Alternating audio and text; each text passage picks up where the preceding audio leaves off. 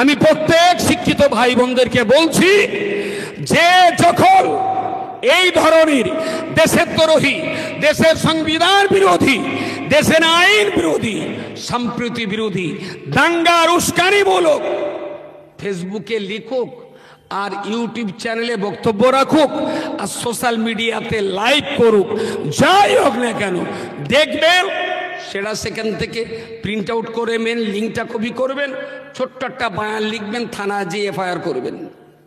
আর আমি থানার সাহেবরা যারা এখানে আছেন, আমি তাদেরকে অনুরোধ করছি, যদি আপনারাও আরএসএস এর দালাল না হন, তাহলে এই ধরনের কেসগুলো গেলে এক চান্সে কেসগুলো দয়া করে একটু লিপিবদ্ধ করে নেবেন। আর আপনারা যদি কেস নিতে টালমাটাল ভাবেন, তাহলে কিন্তু আপনাদের সম্পর্কে আমাদের ধারণা পাল্টাতে যাবে। হয়তো বাইরে তেরঙ্গা, বাইরে হয়তো সবুজ, কিন্তু ভেতরটা হয়তো লাল। আমরা আপনাদের চিনতে ভুল করছি। গণতন্ত্র, গণতন্ত্র, সেকুলারিজমটা সংবিধান থেকে বাদ দিতে হবে। আশ্চর্য ব্যাপার, কে মেরেছে কারা মেরেছে এর ছবি গোয়েন্দারা দিতে পারলো না, আর বাংলার এই শোরটা বলে দিল। বলবেন কোথায় আছেন আপনি? এ বলে দিল, তাহলে তুই এবার সাংবাদিকতার কাজ ছেড়ে দে, গোয়েন্দার কাজ কর। গোয়েন্দারা ছবি দিতে পারছে না, এরা ছবি দিয়ে দিচ্ছে। তার মানে কি পরিমাণ আমড়ার খাটা এরা গিলেছে, এদের পেটে পাদে চটকালি শুধু আরএসএস এর আমড়া টক খাটা ছাড়া আর কিছু বেরোবে না। আপনি ভাবতে পারছেন? সংবিধান থেকে গণতন্ত্র শব্দটা কেটে বাদ দিতে বলেছে গতকাল।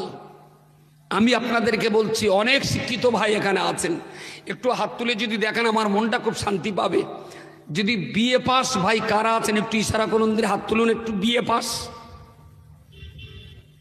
বিএ পাস, হাত তুলুন, হাত তুলুন। আমি একটু একটা পরামর্শ দেব, হাত তুলুন।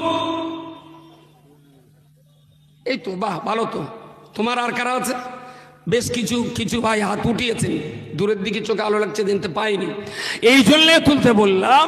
মিনিমাম যদি আপনি বিএ পাস করে থাকেন, তাহলে যদি পারেন এই দেশদ্রোহী আরএসএস এর যে গাদ্দারগুলো দিন রাত দেশের সংবিধানের বিরুদ্ধে, দেশের শান্তি সম্প্রীতির বিরুদ্ধে যারা এই কথাগুলো লিখছে, এদের বিরুদ্ধে 2 কলম লিখে বাদুড়িয়া থানায় এফআইআর করুন।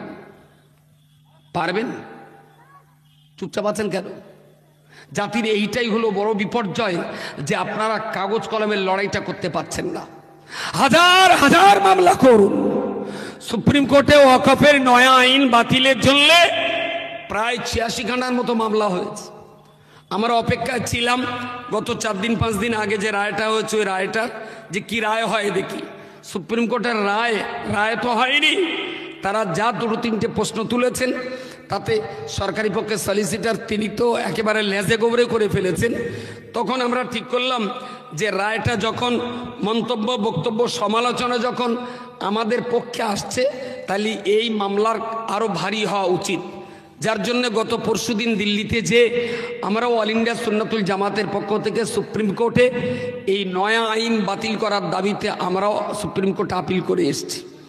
আরও 8-10 জনকে বলেছি আমি, যে আরও বিভিন্ন সংস্থা, বিভিন্ন ব্যক্তি, আপনারা এইভাবে কেস করুন। যত বেশি মামলা ভারী হবে তত বেশি তারা চাপে থাকবে। আর এরা এত লম্বা চওড়া কথা বলে যদি পার পেয়ে যায়, যদি মামলা না হয়, তাহলে কিন্তু ওর আগামী দিন আরো বড় রকম সন্ত্রাসবাদী হামলা তারা চালাবে। এই জন্য চিনতে ভুল করছি। এই সর্বনাশটা যেন আপনাদের দ্বারাতে না হয়। দেশের সংবিধান, দেশের সার্বভৌমত্ব, দেশের ঐতিহ্য, এদেশে হিন্দু থাকবে, এদেশে খ্রিস্টান থাকবে, এদেশে শিখ থাকবে, এদেশে বৌদ্ধ থাকবে। শুধু এদেশে আরএসএস নামে কোনো চাড্ডিরা থাকবে না, থাকবে না, থাকবে না। তাদের শেষ করে তবে আমরা আমাদের আন্দোলন থেকে ইস্তফা নেব।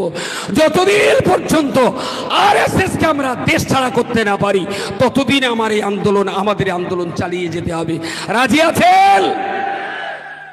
দয়া করে যেন ভুলে যাবেন না।